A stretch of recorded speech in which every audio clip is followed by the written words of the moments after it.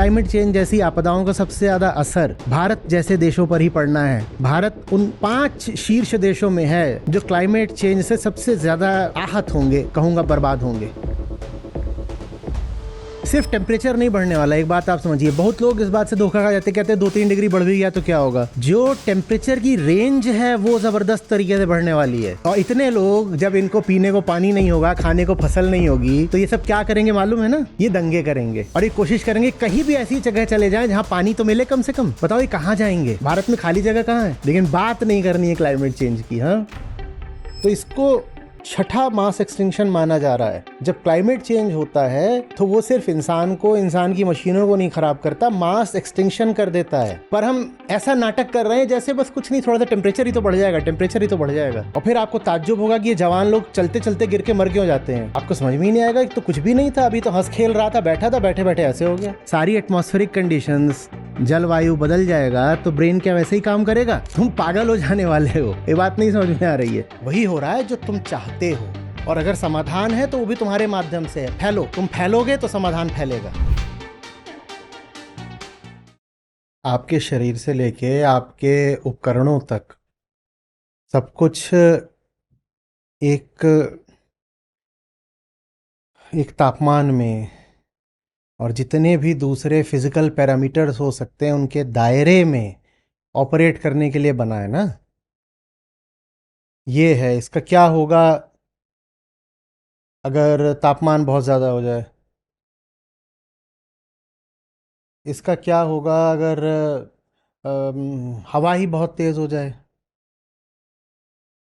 हम्म? जितनी भी physical quantities होती हैं उन सब की एक सेफ रेंज के भीतर ही ये सफलता से काम कर सकता है ना। द्वितीय विश्व युद्ध एक कारण कि जर्मनी हारा था, जब मॉस्को से 20 किलोमीटर बस रह गई थी जर्मन सेनाएं, जाड़े आ गए। जून में इन्होंने शुरू करा था ऑपरेशन बारबरोसा, जून में शुरू करा था 1941 में, पर कुछ देरी हो गई। तो और रूस है भी बहुत लंबा चौड़ा, तो उधर लेनिनग्राद, इधर मॉस्को सीज डाल रखी है। जाड़े आ गए। जब जाड़े आ गए तो जो जर्मनों के हथियार थे, कई कारण थे कि जर्मन हारे, पर एक कारण ये भी था कि जर्मनों के हथियार जाम हो गए। उतनी ठंड में काम करने के लिए वो डिजाइंड ही नहीं थे। तो ये इंडस वैली सिविलाइजेशन, जिसको अभी तक ये माना जाता था कि आर्यों की लहरें आई एक के बाद एक और उन्होंने सिंधु घाटी सभ्यता तबाह कर दी। अब जैसे जैसे हम उसमें वैज्ञानिक शोध और बढ़ा रहे हैं और साक्ष्य सामने आ रहे हैं, तो पता चल रहा है कि उसके उजड़ने में भी जलवायु के परिवर्तन का बहुत बड़ा हाथ था।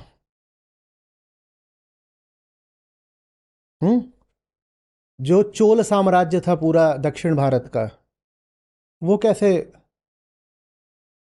वहां भी यही हुआ था। जलवायु परिवर्तन तो इंसान को, इंसान की मशीनों को, इंसान के साम्राज्यों और सभ्यताओं सबको खत्म करने में इतिहास में सबसे बड़ा कारक रहा है। अभी जो चल रहा है कि प्राकृतिक स्तर से कार्बन डाइऑक्साइड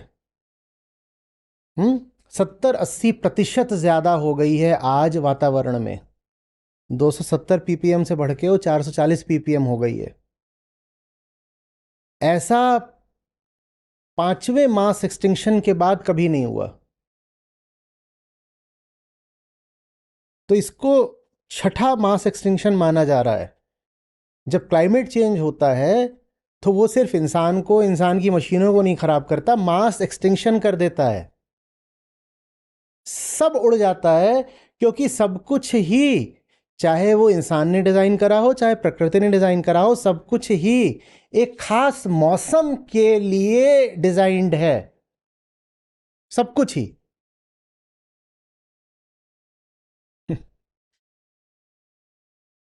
यहाँ ग्रेटर नोएडा में सेब का पेड़ क्यों नहीं लगा रहे? क्यों नहीं लगा रहे? हाँ,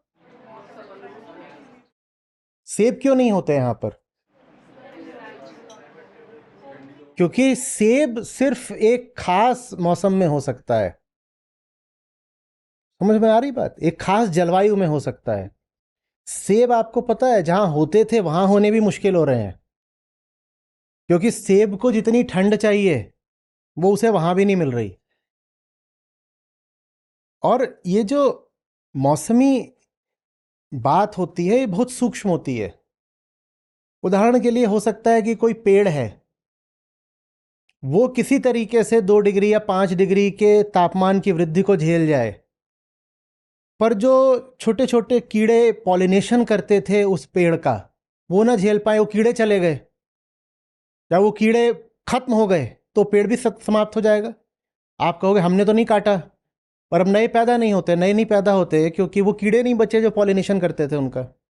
कीड़े क्यों नहीं बचे? क्योंकि जलवायु परिवर्तन हो गया, वो कीड़े नहीं झेल पाए उसको।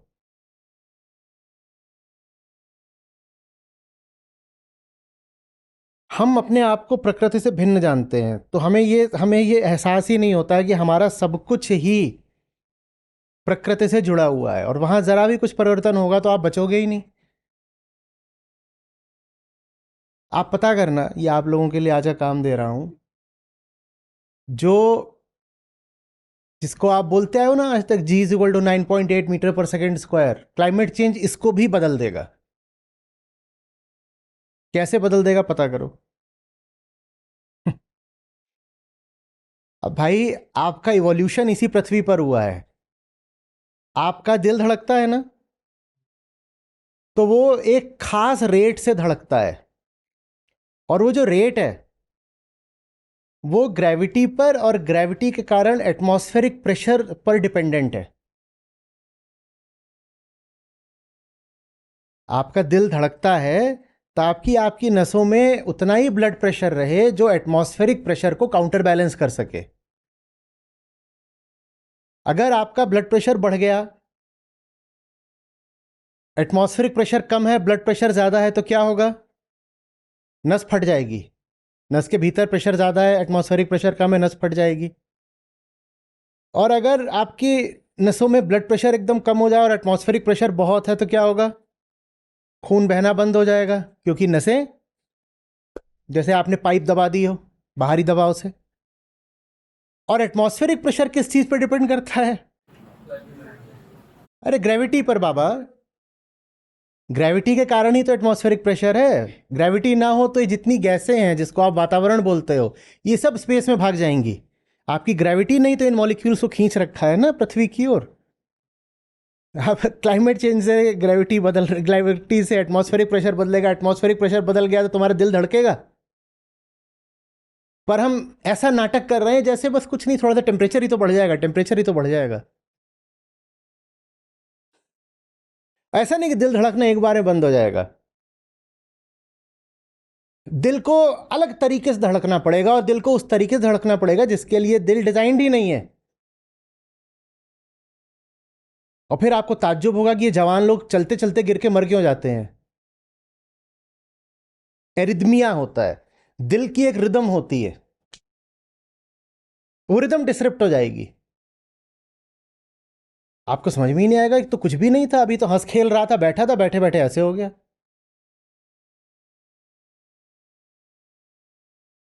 ये मैं एक्सट्रीम सिनेरियोज बता रहा हूं, पर समझो इनको।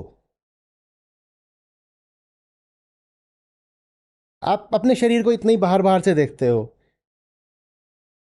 जो सबसे डेलिकेट, सबसे टेंडर वेसल्स होती हैं शरीर में, वो कहाँ होती हैं? वो यहाँ होती हैं। और उन्हीं के कारण इंसान जानवरों से अलग है। उन्हीं के कारण हम जानवरों से अलग हैं। जानवरों के ब्रेन्स में उतनी सटिलिटी नहीं होती, उतना फाइन ब्लड वेसल्स नहीं होती, इतनी हमारे होती हैं। और उसका एक कारण ये है कि हम खड़े होकर चलते हैं।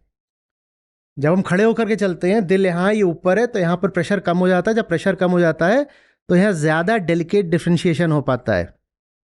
जानवर का दिल और उसका सर एक ही तल पर होता है, तो वहाँ पर दिल से प्रेशर ज़्यादा आता है। तुम जब सब कुछ बदल दोगे तो तुम्हारा ब्रेन क्या वैसे ही काम करेगा जैसे आज करता है? सारी एटमॉस्फेरिक कंडीशंस, जलवायु बदल जाएगा तो ब्रेन क्या वैसे ही काम करेगा? तुम पागल हो जाने वाले हो। ये बात नहीं समझ में आ रही है? जानवरों से एक उदाहरण बताता हूं। ये जो बहुत सारे एम्फीबियंस होते हैं, एम्फीबियन क्या होता है? पानी जमीन दोनों पे चलता है। मगरमच्छ भी आता है, कछुओं की कुछ प्रजातियां आती हैं, मगरों की भी कुछ, घड़ियाल, इनकी कुछ प्रजातियां आती हैं। ये अंडे देते हैं। अंडे कहाँ पर देते हैं? पानी में मिलते हैं अंडे, जमीन पे अंडे देते हैं। और वो उस अंडे से नर निकलेगा या मादा निकलेगी, ये 0.5 डिग्रीज के टेम्परेचर के अंतर से डिसाइड होता है।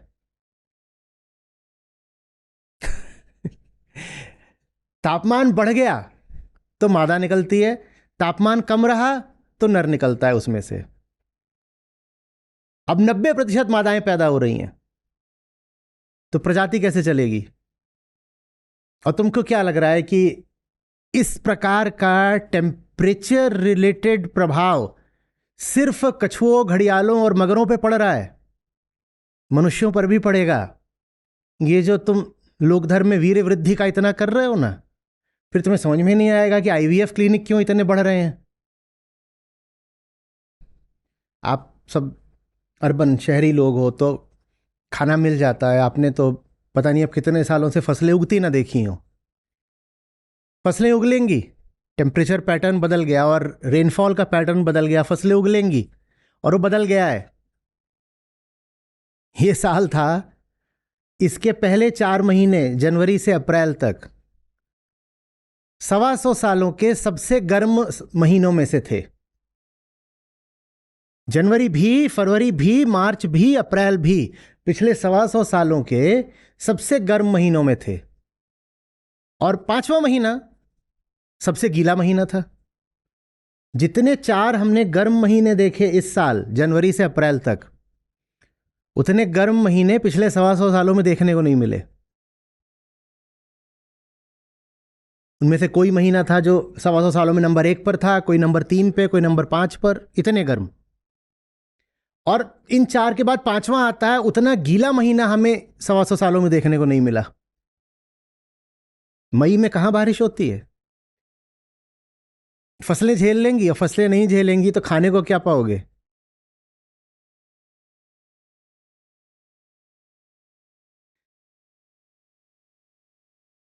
स्पेसिफिक हीट जानते हो, है ना? स्पेसिफिक हीट का मतलब ये होता है कि कितनी एनर्जी चाहिए 1 डिग्री तापमान बढ़ाने के लिए। 1 ग्राम का या किसी भी वेट की 1 यूनिट का, उसे स्पेसिफिक हीट बोलते हैं। पानी की काफी होती है तो इसको स्टैंडर्ड मानते हैं, 1 रखते हैं। और लैंड तुम बहुत अच्छे से जानते हो कि लैंड बैड कंडक्टर होता है हीट का, खासकर जब लैंड सूखा हो। सूखा लैंड बैड कंडक्टर होता है ना हीट का, और गर्म भी जल्दी हो जाता है। मैं हीटर ले आऊं, ये पानी रख दो यहां पे, इस पर ऐसे हीटर दिखाऊं और इस पे हीटर दिखाऊं, गर्म क्या हो जाएगा दोनों में से जल्दी? ये जल्दी गर्म हो जाएगा। खासकर अगर मैं नीचे से दिखाऊं तब तो ये और देर लगाएगा, क्योंकि इसमें कन्वेक्शनल करंट सेटअप हो जाएंगी। नीचे से गर्म करोगे तो ये पूरा गर्म होगा, तब जाके ये गर्म होगा। और इस पर दिखाऊंगा तो ये यहां गर्मी नहीं जाएगा, जलना शुरू कर सकता है। एक तो इसकी स्पेसिफिक हीट ज्यादा, दूसरे इसमें करंट्स भी सेटअप हो सकती हैं जो कि इसमें नहीं हो सकती। मॉनसून कैसे आता है? मॉनसून तब आता है जब इंडियन पेनिनसुला जो है, जो पूरा सब कॉन्टिनेंट ही ले लो, उसके टेम्परेचर में, लैंड टेम्परेचर में और सी टेम्परेचर में एक जबरदस्त अंतर पैदा हो जाता है। हमें मालूम है जब टेम्परेचर में अंतर होता है तो उसका प्रेशर पे क्या असर पड़ता है। जहां हाई टेम्परेचर हो जाएगा वहां लो प्रेशर हो जाएगा। जब लो प्रेशर हो जाता है तो फिर समुद्र से वो जो ह्यूमिड हवा है, मॉइस्चर कैरिंग करंट्स हैं, वो आती हैं लैंड की ओर। तो एक खास टेम्परेचर डिफरेंशियल चाहिए, खास चाहिए। लेकिन अगर टेम्परेचर बढ़ता है तो लैंड और सी का प्रपोर्शन में नहीं बढ़ेगा। जैसे अभी हमने देखा, लैंड का ज्यादा बढ़ जाएगा, और इसी तरह अगर ठंडक आती है तो लैंड ज्यादा ठंडा हो जाता है। समुद्र के तापमान में सर्दी और गर्मी में अंतर नहीं होता बहुत, पर जो लैंडलॉक्ड इलाके होते हैं उनमें देखो सर्दी गर्मी में कितना अंतर आ जाता है। दिल्ली में सर्दी ठंडी बहुत हो जाती है, दिल्ली की सर्दी, और गर्मी गर्म बहुत हो जाती है, क्योंकि लैंड है, पानी से दूर है। जब इनका टेम्परेचर डिफरेंशियल एक्सट्रीम हो जाएगा तो आपका जो पूरा मॉनसून है वो डिसरप्ट हो जाना है। पहली बात तो जब उतना टेम्परेचर बदल गया है तो फसलें नहीं होनी है, और फसल हो भी सकती हो तो बारिश नहीं होनी है। बारिश कैसे होगी, कैसे कर लोगे बारिश? वो एक बहुत डेलिकेट सिस्टम है, जो मॉनसून सिस्टम है वो बहुत डेलिकेट है। इतना टेम्परेचर होता है तो बंगाल की खाड़ी और अरेबियन सी की ओर से फिर हवाएं ऐसे बहनी शुरू करती हैं भारत की ओर, और फिर उनसे हमारे यहां बारिश आती है। वो पूरा सिस्टम हम डिसरप्ट कर रहे हैं, हो चुका है डिसरप्ट। तो आपको खाने को कैसे मिलेगा अब ये बता दो, जब पैदा ही नहीं होगा तो। और 150 करोड़ हो आप, कैसे होगा? आप घुस सकते हो एसी के अंदर, सब कीट पतंगे भी घुस रहे हैं क्या? आपको क्या लग रहा है बस ऐसे ही फसल पैदा हो जाती है? हम ये तो जानते हैं कि पेस्टिसाइड चाहिए पेस्ट्स मारने के लिए, पर क्या हमको पता है कितने बैक्टीरिया चाहिए और कितने और स्पीशीज चाहिए फसल को साबुत रखने के लिए? जो आकर के पेस्ट है, जो कीड़े फसल खाते हैं, उनके तो आप नाम जानते हो, उनको मार भी देते हो। पर जो दूसरी स्पीशीज हैं वो सिर्फ फसल को खाती नहीं है, फसल को पैदा करने में और फसल को बनाए रखने में भी दूसरी प्रजातियों का बहुत बड़ा योगदान होता है। आप एसी में आ गए, वो प्रजातियां भी एसी में आ गई क्या? वो तो मर गई ना। जब वो मर गई तो फसल कैसे पैदा हो जाएगी?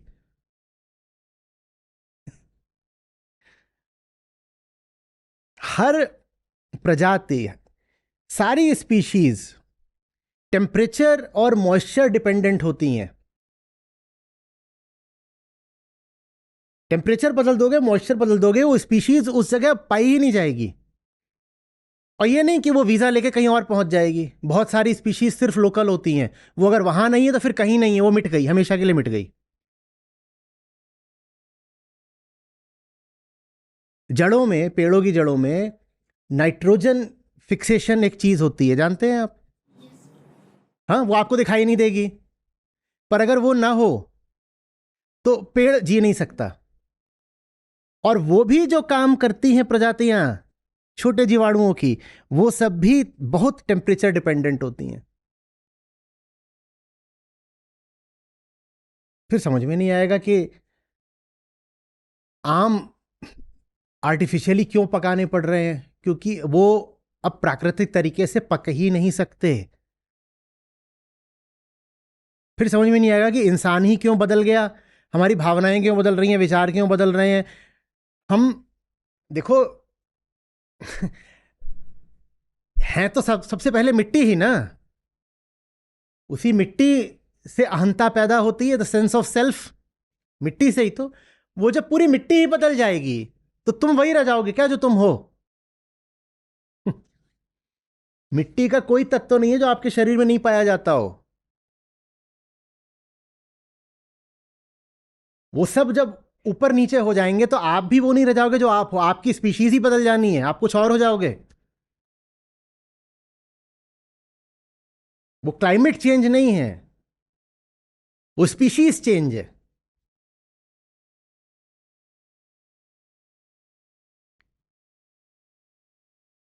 प्लेन का फिजिकल इंस्पेक्शन भी होता है उड़ने से पहले।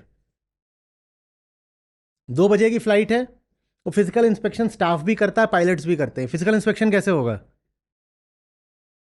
वो प्लेन खड़ा हुआ है वहां पर, कितने पेड़ होते हैं वो पूरे फील्ड में, रनवे में और एयरफील्ड में कितने पेड़ होते हैं? एक भी नहीं।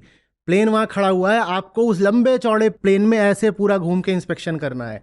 इंसान तो इंसान है, एम्प्लॉय तो एम्प्लॉय है, 50 डिग्री टेम्परेचर में वो कितना इंस्पेक्शन करेगा? तो आपने फिर भूल होने की, किसी फॉल्ट को ओवरलुक करने की प्रोबेबिलिटी बढ़ा दी कि नहीं बढ़ा दी? वो भी यही कहेगा कि जल्दी से चक्कर लगा के भागो, इतनी गर्मी में मैं कहां छोटे छोटे क्रैक्स देखूं, अरे मुझे यहां पर विंग में एक माइनर क्रैक दिखाई दिया। फिजिकल इंस्पेक्शन करना होता है पूरा। कौन करेगा 50 डिग्री में, वो भी जब दोपहर 2 बजे की फ्लाइट है?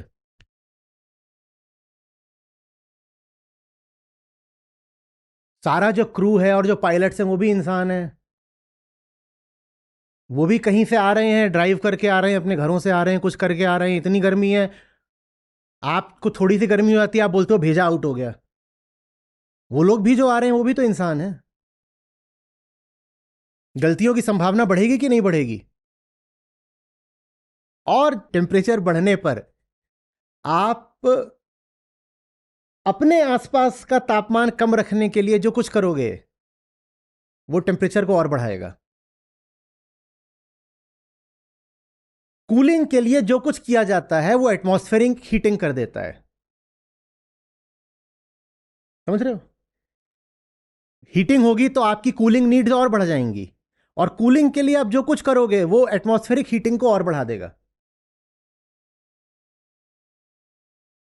अब रोक सकते हो तो रोको। और जो फीडबैक साइकिल्स हैं उसकी तो हम बहुत बार बात कर ही चुके हैं।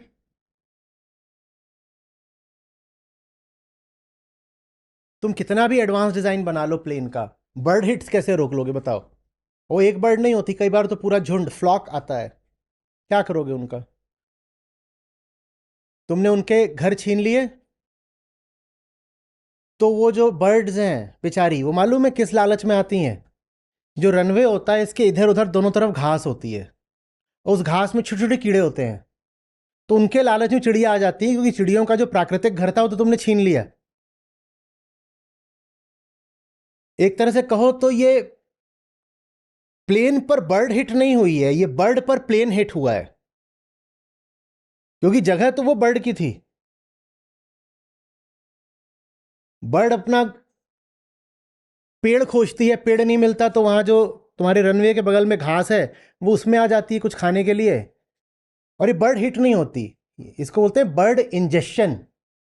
वो जो इंजन होता है, जेट इंजन, वो खींच लेता है अंदर, इंजेस्ट कर लेता है। बर्ड नहीं पगलाई है कि जाके इंजन में घुसेगी। जेट इंजन एक चिड़िया को नहीं खींचता है, वो पूरे फ्लॉक को खींच लेता है अंदर।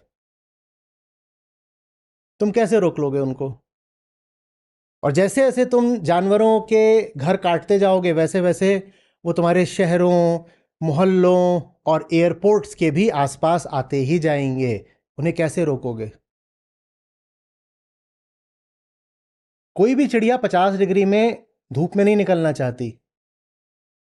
क्यों निकल रही है? चिड़ियों का आमतौर पे कौन सा समय होता है गति करने का? सुबह का और शाम का। खासकर भरी गर्मियों की दोपहरी में चिड़िया बाहर नहीं, आपको अभी गर्मी में चहचहाट नहीं सुनाई देगी। पर चिड़िया क्यों बाहर है? क्योंकि सुबह शाम उसको खाने ही नहीं मिल रहा है। जब उसको सुबह शाम खाना नहीं मिल रहा तो दोपहर में भी तलाश रही कहीं कुछ मिल जाए खाने को।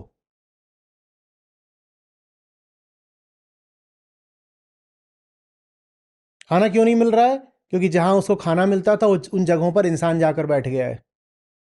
क्यों? क्योंकि आपको वंश वृद्धि करनी है, क्योंकि आपको फैलना है, हमें और जगह चाहिए। अभी द्वितीय विश्व युद्ध की बात करी, वो शुरू ही ऐसे हुआ था। हिटलर बोला जर्मन रेस के लिए जर्मनी बहुत थोड़ी जगह है, तो बोला ये पूर्व की ओर ये स्लाव लोग रहते हैं, उसमें रूसी भी आते हैं और जितना सब स्लोवेनिया, स्लोवाकिया, चेक सब लोग आते हैं। ये बोला ये स्लाव लोग रहते हैं, इंफीरियर रेसेस हैं, हम इनकी जमीन ले लेते हैं, यहां पे जर्मनों को बसाएंगे। तो पोलैंड में घुस गया सबसे पहले। ये हमारी जो फैलने की है ना, हर जगह फैल जाओ, दूसरों की जमीन ले लो।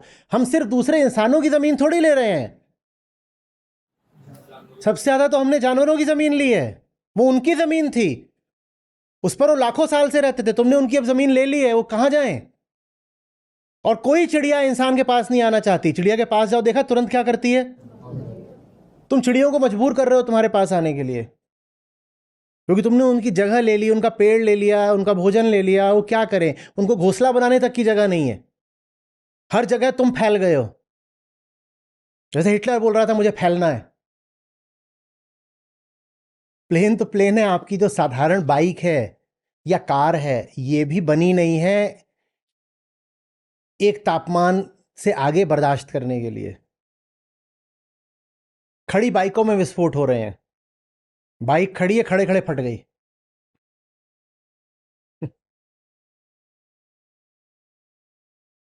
इसमें दो चीजें एक साथ शामिल हैं। एक तो ये कि अमीर और अमीर हो रहे हैं, गरीब और गरीब हो रहे हैं। पर गरीबों को शांत रखने के लिए उनको बहुत ही लो एंड की टेक्नोलॉजी देनी जरूरी है, नहीं तो वो विद्रोह कर देंगे। तो बाइकों के वही मॉडल जो आज भी हैं और आज से 30-40 साल पहले भी थे, 30-40 साल पहले ज़्यादा रोबस्ट होते थे, ज़्यादा मजबूत होते थे। आज वही मॉडल आता है, वो बहुत हल्का रहता है। पर एक तरह की सस्ती बाइक गरीबों में बांटनी ज़रूरी है, नहीं तो सरकारें गिरा देंगे गरीब। और ये जो लो एंड टेक्नोलॉजी है जो गरीबों में वितरित करी जाएगी, जिसको आम आदमी इस्तेमाल करेगा, वो सारी वही है जो क्लाइमेट चेंज से बिल्कुल वल्नरेबल है। वो फटेगी बाइक, वो बनाई ही ऐसी गई है कि फटे। ज़्यादा अगर उसको मजबूत बनाओगे तो महंगी हो जाएगी, महंगी हो जाएगी तो बिकेगी नहीं, बिकेगी नहीं तो गरीब को मिलेगी नहीं, गरीब को नहीं मिलेगी तो गरीब सरकार पलट देगा। ये जो आप कारें चलाते हो, भारत में जो सबसे प्रसिद्ध कार ब्रांड्स हैं, आपको क्या लग रहा है इनमें कोई दम है? 70-80% भारतीय जो कारें चला रहे हैं, ये कार नहीं है, ये एक तरह के मूविंग कॉफिन्स हैं। इनको कोई जोर से मुक्का मार दे तो पिचक जाए। इनकी सेफ्टी रेटिंग्स आप देखिएगा क्या है। ये ज़्यादातर ऐसी हैं कि ये किसी थर्ड वर्ल्ड कंट्री में भी एक्सपोर्ट नहीं करी जा सकती, कोई इन्हें अपने आने नहीं देगा, और हम उनको बहुत शान से चलाते हैं कि ये हमारी, देखो ये हमारे ब्रांड्स हैं। ये सब जो लो एंड टेक्नोलॉजी है, ये क्लाइमेट चेंज के आगे रुकेगी? क्या होगा इसका? साधारण भी जब टेम्परेचर हो तो जो सीमेंटेड रोड्स होती हैं, जैसे यमुना एक्सप्रेसवे है, उस पर आप अगर बिना रुके गाड़ी चला गए 2-3 घंटे, तो टायर बहुत गर्म हो जाता है। जो थोड़े हाई एंड व्हीकल्स होते हैं ना, उनमें डैशबोर्ड पे टायर का टेम्परेचर भी आ रहा होता है कि आपको पता रहे कि टायर कितना गर्म हो गया। पर जो गाड़ियां हमें दी जाती हैं चलाने के लिए, ये बोल के कि देखो भारत अब आगे बढ़ रहा है, हमारी अपनी है ये सब गाड़ियां, उनमें कुछ नहीं ऐसा है। साधारण राइड भी अगर आपने 3 घंटे लगातार चला दी उस रोड पे, तो टायर गर्म हो जाएगा और फटेगा। और क्लाइमेट चेंज के बाद क्या होगा, अब ये सोच लो कि जब टेम्परेचर भी ऊपर से आग बरस रहा है, और टायर आपको कोई बहुत हाई क्वालिटी के दिए नहीं जाएंगे, आपको तो कहा जाएगा ये जो मिल रहा है इसी पर स्वाभिमान के नाते गुमान कर लो कि ये टायर हमको मिला है। ये वो टायर थोड़ी हैं जो इंटरनेशनली चलते हैं।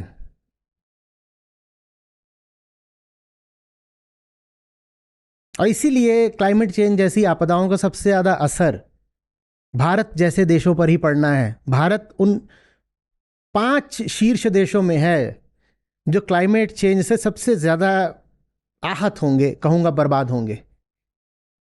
और 5 में बाकी 2 तुम्हारे पड़ोसी हैं, पाकिस्तान और बांग्लादेश। सिर्फ टेम्परेचर नहीं बढ़ने वाला, एक बात आप समझिए। बहुत लोग इस बात से धोखा खा जाते, कहते हैं 2-3 डिग्री बढ़ भी गया तो क्या होगा। जो टेम्परेचर की रेंज है वो ज़बरदस्त तरीके से बढ़ने वाली है। देखो ऐसे समझो,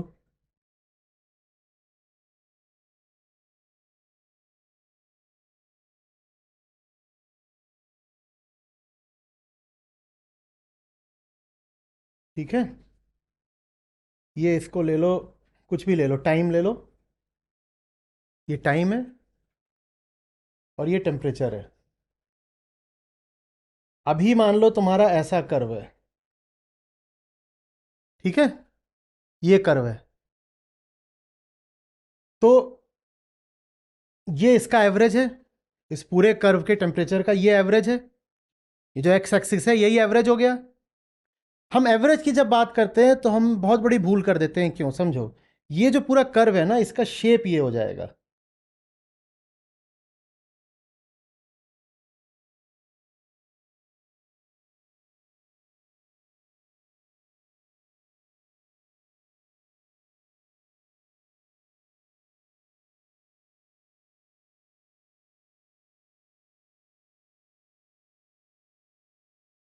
ये नया शेप है। इस नए शेप की खासियत ये है कि इसमें जो पीक्स हैं वो पुराने पीक्स से 8 डिग्री ऊपर है, और जो ये बॉटम्स हैं ये पुराने बॉटम से 5 डिग्री नीचे हैं। तो अगर सिर्फ एवरेज की बात करोगे तो एवरेज तो पुराने एवरेज से बस 3 डिग्री ऊपर है। ये उदाहरण के लिए बोल रहा हूं, ठीक है, समझाने के लिए समझो। पीक 8 डिग्री ज्यादा है और बॉटम 5 डिग्री नीचे हो गया, तो एवरेज कितना बढ़ा? तो आपको लगता है 3 डिग्री तो बर्दाश्त कर लेंगे, वो 3 डिग्री नहीं है, पीक 8 डिग्री बढ़ गया है। अब इसमें गरीबों को क्या होगा ये सोचो और जानवरों को क्या होगा ये सोचो। 3 डिग्री एवरेज है, पीक 8 डिग्री 10 डिग्री बढ़ेगा। और यही जो पीक है जब ये ह्यूमिडिटी के साथ बढ़ता है तो जो फेल्ट टेम्परेचर होता है वो 15 डिग्री ज्यादा हो जाता है।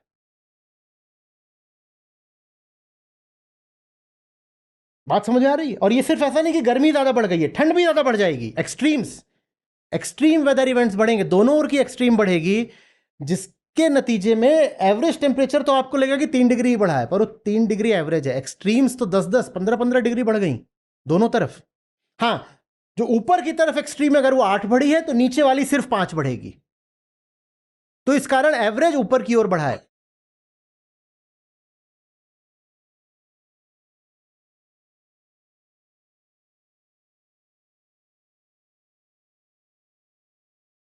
इरेटिक, विम्सिकल वेदर, पता ही नहीं चलेगा कि ये क्या हो गया।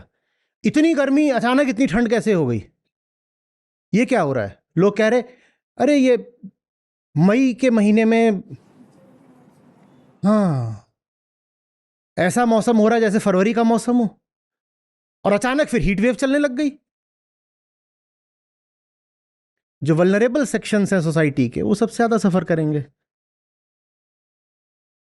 और रूट कॉज एनालिसिस करा नहीं जाएगा।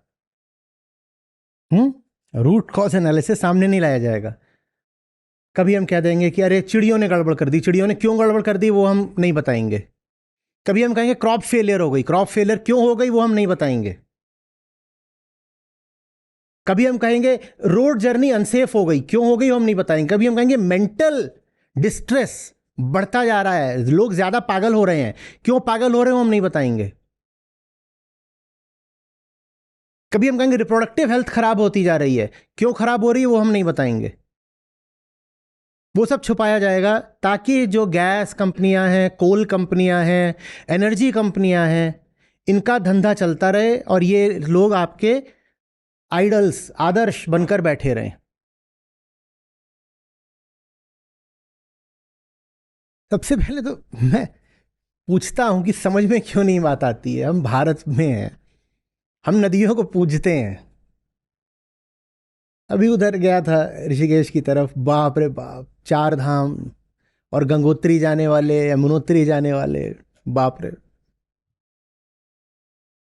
तुम देख रहे हो ग्लेशियर है, तुम्हें पता है वहां से ही धार चली है, वो पिघल रहा है, धार चली है। प्रकृति का एक संतुलन रहा है आज तक। क्या संतुलन रहा है? कि एक ऐसा तापमान रहा है, तापमान का, टेम्परेचर का ऐसा पैटर्न रहा है, और जो हवा रही है उसमें ह्यूमिडिटी का, उसमें मॉइस्चर का ऐसा पैटर्न रहा है कि ग्लेशियर जमता जाता है और पिघलता जाता है।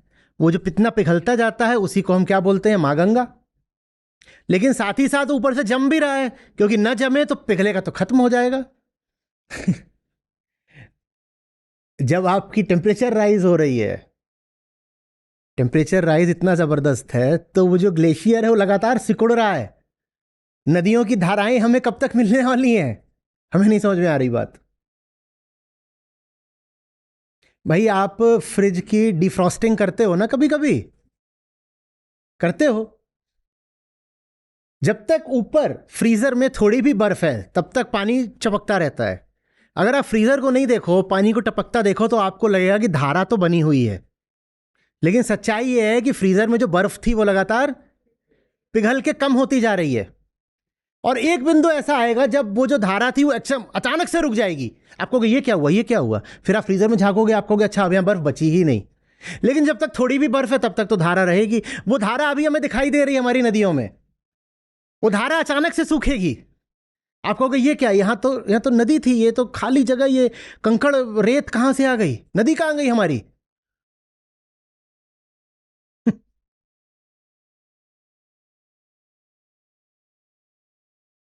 और कुछ नदियां हैं जो बरसात के पानी से बहती हैं, जैसे दक्षिण भारत की नदियां, वहां बरसात नहीं होगी तो इसलिए सूख जाएगी वो। जो बर्फ से बहती हैं वो इसलिए सूख जाएंगी कि बर्फ पिघल गई। जहां बरसात नहीं, वहां बरसात नहीं है तो इसलिए रुक जाएगी नदी। तो तुम बताओ कि तुम्हें बचने क्या वाला है। लेकिन बात नहीं करनी है क्लाइमेट चेंज की, हाँ।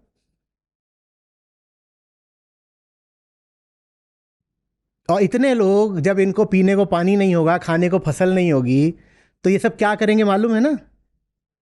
ये दंगे करेंगे। और ये कोशिश करेंगे कहीं भी ऐसी जगह चले जाएं जहां पानी तो मिले कम से कम। बताओ ये कहां जाएंगे? भारत में खाली जगह कहां है? खाने को अन्न नहीं, पीने को पानी नहीं, ये सब कहां जाएंगे? हम अभी भी कहते हैं कि भारत इतना गरीब है कि 100 करोड़ लोगों को सरकार सब्सिडी देती है तब वो 2 जून की रोटी खा पाते हैं। हम इस पर फक्र करते हैं ना, इतने गरीब हैं हमारे यहाँ। जब पानी ही नहीं और खाना ही नहीं तो ये जाएंगे कहां, ये भी तो बता दो। और कहीं तो जाएंगे। जहां पर बैठे हैं वहां पड़े पड़े तो नहीं मरेंगे, कहीं तो जाएंगे, कहां जाएंगे? सोचो क्या होने वाला है। कोई फिजिकल वेरिएबल नहीं है जो टेम्परेचर डिपेंडेंट ना हो, इक्के दुक्कों को छोड़ के।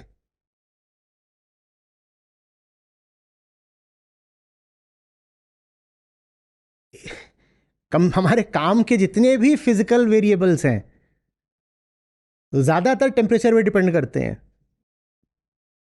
जो पूरा कॉस्मोलॉजी है यही कैसे चलती है कि दूर कोई सितारा है और उसके टेम्परेचर के आधार पर उससे जो आपके पास वेव आती है, माइक्रोवेव्स, कॉस्मिक वेव्स, आप उसके आधार पे उसका सब पता कर लेते हो।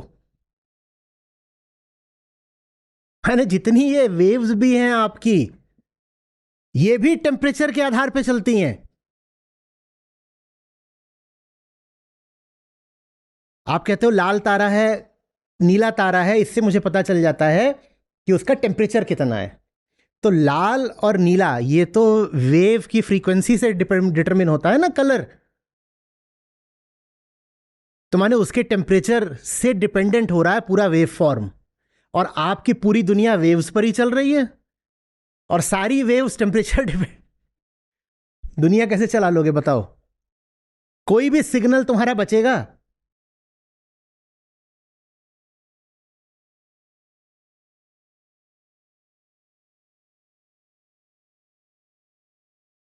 फिर मैं ताज्जुब होगा बच्चे डिफॉर्म्ड क्यों पैदा हो रहे हैं। पहले तो पैदा ही मुश्किल से हो रहे हैं, और फिर जो पैदा हो रहे हैं वो डिफॉर्म्ड पैदा हो रहे हैं। किसी के ब्रेन नहीं है, किसी के आंख नहीं है, किसी के 3 हाथ हैं। ये क्यों हो रहा है? फिर मेडिकल साइंस सामने आएगी, वो इसके समाधान निकालेंगे, पर रूट कॉज कोई नहीं बताएगा। आपको मालूम है आपके जो साधारण फल और सब्जियां हैं जो आप खाते हो, उनका कॉम्पोजिशन बदल चुका है। माने जो आज का नींबू है वो 40 साल पहले वाला नींबू नहीं है, वो दूसरी चीज थी। उसके अंदर दूसरे अनुपात में सब मिनरल्स, विटामिन्स, वाटर, सब कुछ था। आज जो आप ले रहे हो कोई दूसरी चीज है वो। ये आपको पता है ना ये सब? इसमें कई कारण हैं, पर एक कारण क्लाइमेट चेंज भी है। आप आज जो खीरा खा रहे हो वो 40 साल पहले वाला खीरा नहीं है। आज का आलू, आज की लौकी वो नहीं है जो पहले होता था।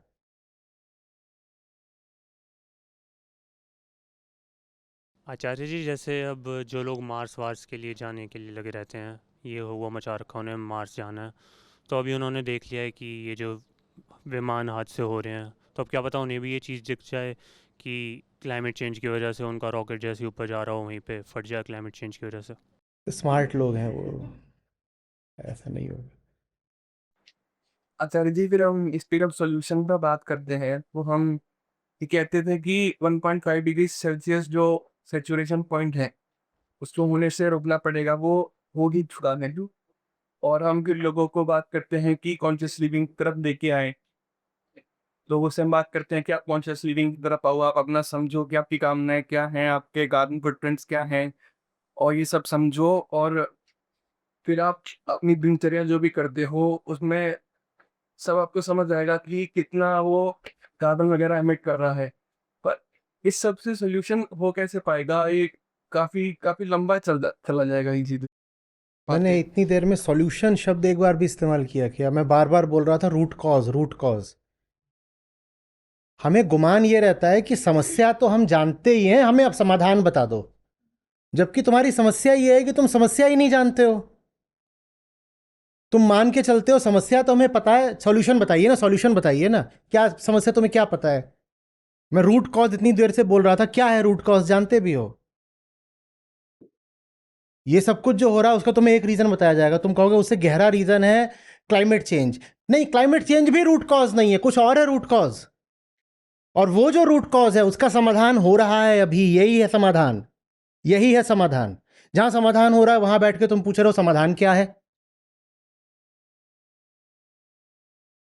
जहां समाधान हो ही रहा है वहां बैठ के पूछ रहे हो समाधान क्या है। तो मैं क्या बताऊं क्या समाधान है।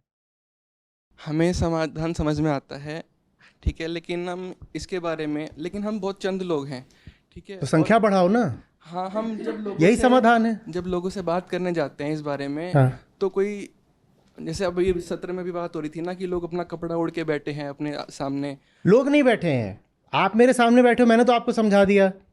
आप कपड़ा ओढ़ के बैठे हो इसलिए आप दूसरों को नहीं समझा पाते। अगर समाधान यही है कि संख्या बल बढ़ाओ, तो संख्या बल बढ़ाने के रास्ते में बाहर के लोग बाधा नहीं है, आप बाधा हो, क्योंकि संख्या आपको बढ़ानी है और आपसे बढ़ाई नहीं जा रही। क्यों?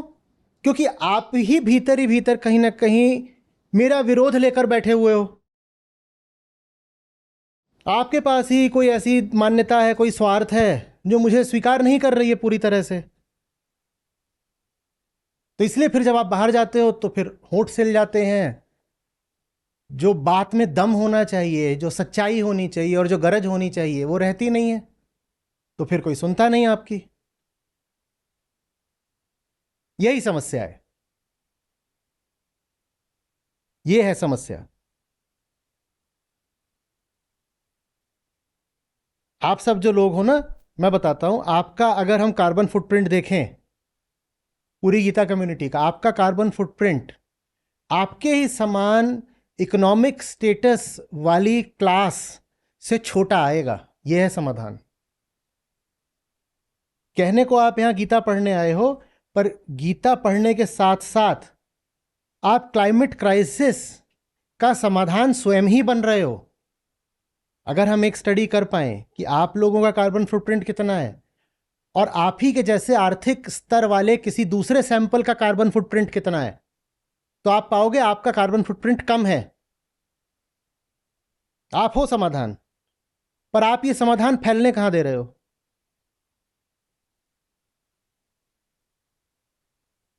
आप खुद उसको ब्लॉक करके बैठे हो। ऐसा लगता है फिर कि क्लाइमेट कोलैप्स की वजह से जो भी हम बात कर रहे थे कि सब पागल हो जाएंगे, मर ही जाएंगे, वो तो फिर ऐसा लगता है कि निश्चित ही है, क्योंकि आप बात करते हैं ना वो कि आपके ऊपर है, कुछ भी है नहीं है, सब तुम्हारे ऊपर है। तो क्लाइमेट कोलैप्स होगा तो तुम्हारे ऊपर है बात। निश्चित अगर है तो तुमने निश्चित किया है। ये तय है यदि कि पूर्ण विध्वंस होगा तो वो तुमने तय करा है, वो अपने आप नहीं तय हुआ है, वो तुमने तय करा है। अरे यार देखो ना, जहां तुम्हारे स्वार्थ होते हैं वहां तुमने कितनी जान लगाई है, जिंदगी में लगाई है कि नहीं लगाई है। और जो काम हम कर रहे हैं उसके लिए कितनी जान लगा देते हो ये भी बता दो।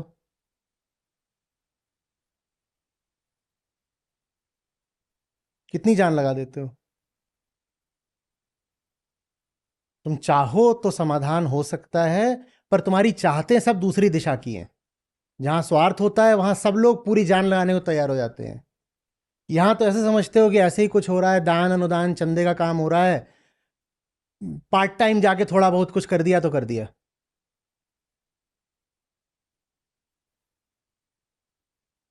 बाकी मेन स्ट्रीम हमारा काम वही है जो मेन स्ट्रीम सोसाइटी का है। ये तो तुम्हारी धारणा है कि हैं तो हम मेन स्ट्रीम समाज में ही, यहाँ आचार्य जी के लिए थोड़ा बहुत 5-10 मिनट, आधा घंटा निकाल के या वीकेंड पर 2 घंटा निकाल करके कुछ कर देंगे। जो तुम्हारी चाहते होती हैं उनको भी इतना ही समय देते हो? अपनी कामनाओं हसरतों के पीछे भी इतना ही जोर लगाते हो बस? वहां तो पूरी जान झोंक देते हो, इस काम में बहुत बड़े बन जाते हो।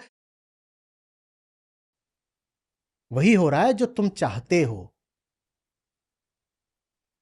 और अगर समाधान है तो वो भी तुम्हारे माध्यम से है। फैलो, तुम फैलोगे तो समाधान फैलेगा।